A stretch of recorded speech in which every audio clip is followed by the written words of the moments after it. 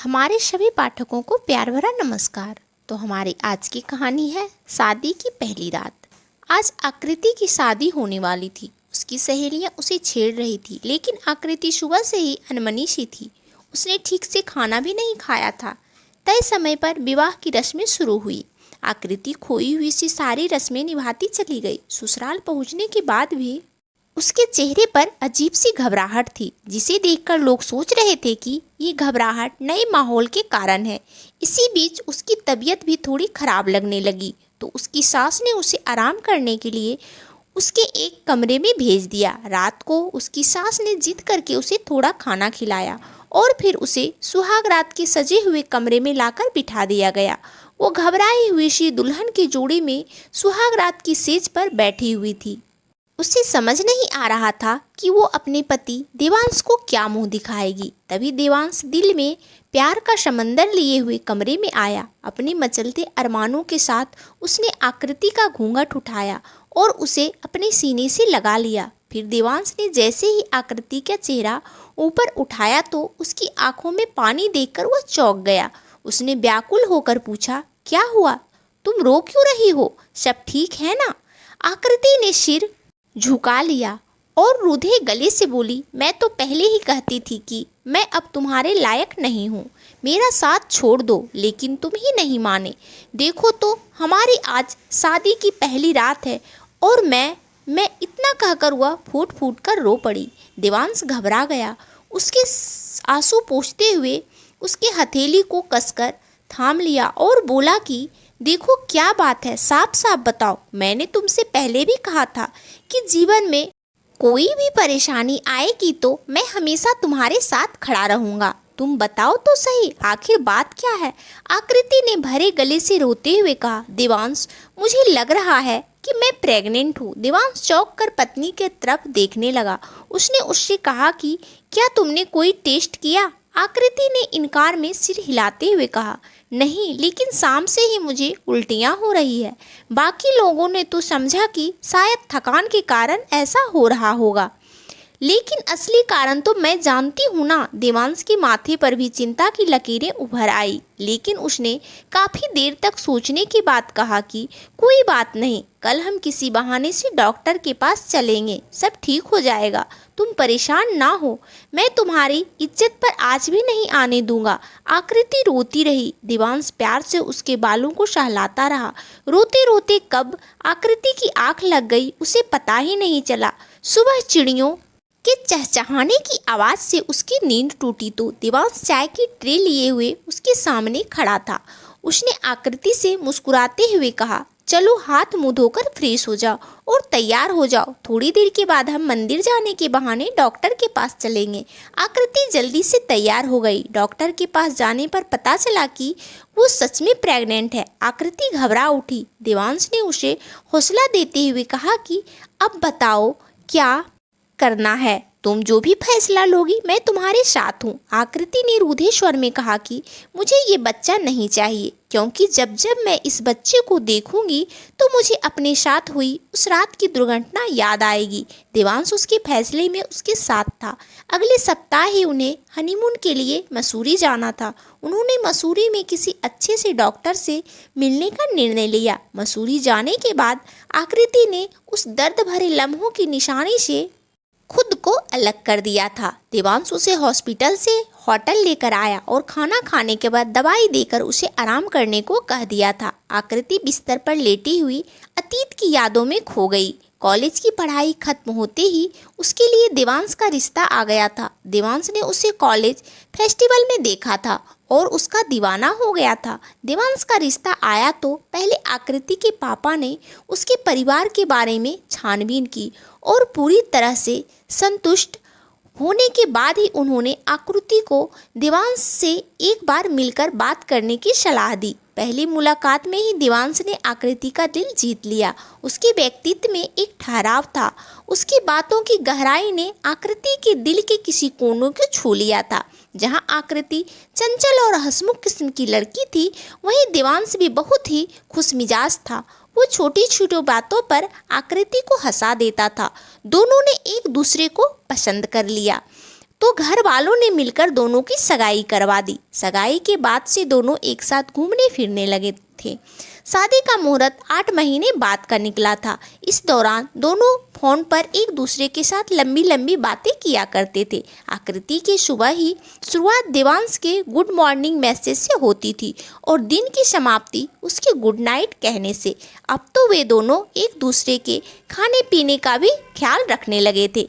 जब तक दोनों फ़ोन करके एक दूसरे का हाल नहीं पूछ लेते थे, दोनों को चैन नहीं मिलता था। देवांश और आकृति दोनों को ही मूवी देखने का बहुत शौक था।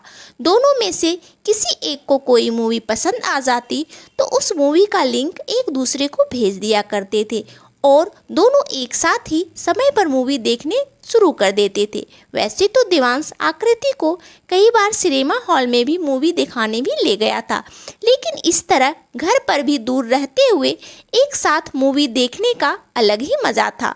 एक दिन देवांश ने आकृति को फ़ोन करके कहा, आज मेरे दोस्त का जन्मदिन है, तुम पार्टी में तुम्हें भी चलना है। आकृति खुशी खुशी तैयार हो गई। उसके मम्मी पापा ने भी उसे पार्टी में जाने की इजाज़त दे दी थी। आकृति शाम से ही तैयार होने लगी थी। उसका पूरा बिस्तर उसके कपड़ों से भरा पड़ा था। उसे समझ में नहीं आ रहा था कि वह कौन से कलर की ड्रेस पहने। आखिरकार उसने देवांश को वीडियो कॉल लगाकर पूछा। देवांश ने उसके लिए डार्क ग्रीन कलर की ड्रेस को सिलेक्ट किया। उसके साथ आकृति ने कान में सफ़ेद स्टोन वाले एक के बड़े बड़े झुमके पहने, गले में भी सफ़ेद मोतियों की माला पहनी। अपने घुंघरेले बालों को उसने एक क्लिप लगाकर खुला ही छोड़ दिया था। आँखों में हल्की काजल की रेखा और होठों पर हल्का सा लिप ग्लॉस लगाकर वह बहुत खूबसूरत लग रही थी। देवांश निश्चित समय पर उसे लेने के लिए आ गया था। आकृति देवांश की बाइक के पीछे बैठकर पार्टी में जाने के लिए निकल पड़ी। दोनों को ऐसा लग रहा था जैसे दोनों हवा में उड़ रहे हो। आज आकृति बहुत अच्छे मूड में थी। वो देवांश के कंधे पर सिर टिकाकर हवाओं को महसूस करती हुई कोई गीत गुनगुना रही थी कि तभी उसने देखा कि रास्ते पर थोड़ी दूर पर एक औरत गिरी पड़ी थी। उस औरत ने लाल रंग की साड़ी पहनी हुई थी और आसपास सड़क पर खून भी फैला हुआ था। देवांश ये नज़ारा देखकर हैरान रह गया। उसने सोचा कि ऐसे में किसी की मदद करनी ही चाहिए। वह सड़क के किनारे बाइक को खड़ा करके अकेले ही उस महिला के पास पहुंचा। तब तक वह महिला उठकर खड़ी हो गई और उसने एक मोटे डंडे से देवांश के सिर पर जोरदार प्रहार किया। बेहोश होने के पहले देवांश ने देखा कि वो कोई औरत नहीं है, बल्कि वो तो औरत के वेश में साड़ी पहनकर एक ताकतवर मर्द था। देवेश की आंखों के आगे अंधेरा छा गया और वो वहीं सड़क पर बेहोश होकर गिर पड़ा। आकृति चीखती हुई देवांश के पास पहुंचने की कोशिश करने लगी। तभी झाड़ियों के पीछे छिपे हुए 2 गुंडे भी सड़क पर आ गए और उन्होंने आकृति को पकड़ लिया। आकृति उस सुनसान सड़क पर मदद के लिए चीखती चिल्लाती रह गई, लेकिन उसकी पुकार सुनने वाला कोई नहीं था। उनमें से एक ने उसका मुंह बंद कर दिया और उसे खींचकर झाड़ियों की तरफ ले गया। वहां जाकर उन्होंने मासूम आकृति की दर्द और चित्कार की परवाह ना करते हुए उसकी इज्जत को तार तार कर दिया। अपने मन की करने के बाद वो तीनों उसे वहीं रोता बिलखता छोड़कर वहां से चले गए। तब तक देवांश को होश भी आ चुका था। वो आकृति को ढूंढने लगा। उसे आकृति कहीं दिखाई नहीं दे रही थी। तभी उसे झाड़ियों के पीछे से रोने का आवाज़ आया। वह भागकर वहां गया तो आकृति वहां बहुत ही खराब अवस्था में पड़ी हुई थी। उसने झट से अपने जैकेट निकालकर आकृति को पहनाया, उसे वापस सड़क पर लेकर आया। पास में ही एक पार्क था। वो आकृति को वहां लेकर गया। उसने उसे एक बेंच पर बिठाया। पानी की सहायता से उसके जख्मों को साफ किया।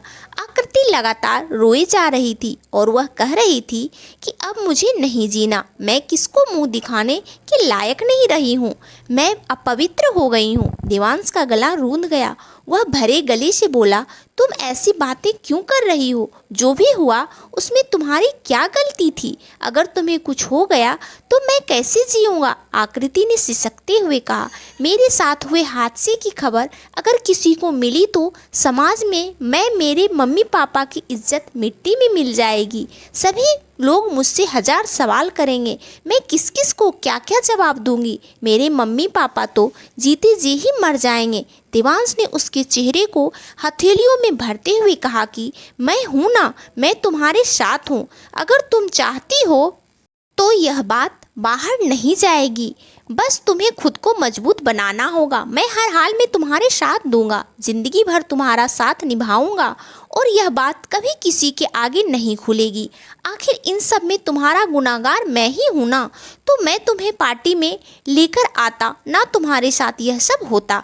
आकृति ने देवेश के होठों पर अपनी हथेली रख दी और बिलखते हुए कहने लगी, तुम खुद को कभी दोष ना देना, इसमें तुम्हारी क्या गलती है? गलती तो उन विकृत मानसिकता वाले लोगों की है। अगर मैं पुलिस में कंप्लेन भी करूं तो इससे सब कुछ ठीक नहीं हो जाएगा ना। इसलिए मैं चाहती हूं कि यह बात आज की रात के साथ यहीं खत्म हो जाए। देवांश ने भी उसका साथ निभाने का वादा किया। देवांश अपने एक दोस्त के घर गया और एक्सीडेंट का बहाना बनाकर अपने दोस्त की बहन के कुछ कपड़े मांग कर लाया। आकृति ने पार्क के टॉयलेट में कपड़े बदल लिए और अपने मन को नियंत्रित करके देवांश के साथ घर पहुंची। उसके मम्मी पापा बेसब्री से उसके लौटने का इंतजार कर रहे थे। उसके बदले हुए कपड़े को देखकर उसकी माँ ने पूछा कि आकृति, तुम्हारे कपड़े कहाँ हैं? यह किसके कपड़े पहनकर आई हो तुम? आकृति सकपका गई तो देवांश ने बात को संभालते हुए कहा कि माँ, इसके कपड़े पर खाना गिर गया था, इसलिए इसने मेरी दोस्त के कपड़े पहने हैं। आकृति अपने कमरे में चली गई और बिस्तर पर गिरकर फूट फूट कर रोने लगी।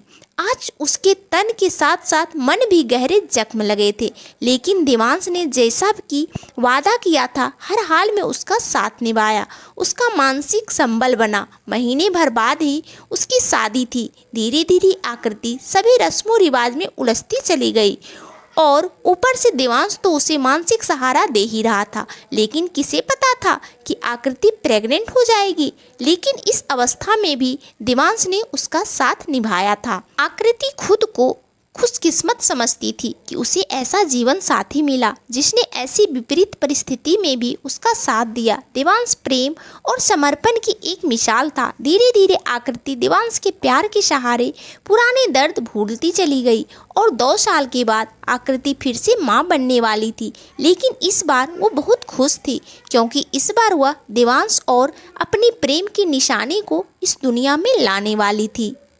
दोस्तों, जीवन में दुर्घटनाएं तो होती रहती है, लेकिन सच्चा जीवन साथी वही होता है जो हर हाल में अपने जीवन साथी का साथ दे। तो दोस्तों, आपको ये कहानी कैसी लगी कमेंट करके ज़रूर बताएं। कहानी अच्छी लगे तो इस कहानी को लाइक, चैनल को सब्सक्राइब करना बिल्कुल भी ना भूलें। और दोस्तों, आप सबका दिन शुभ हो, मंगलमय हो, यही भगवान से प्रार्थना है। धन्यवाद दोस्तों।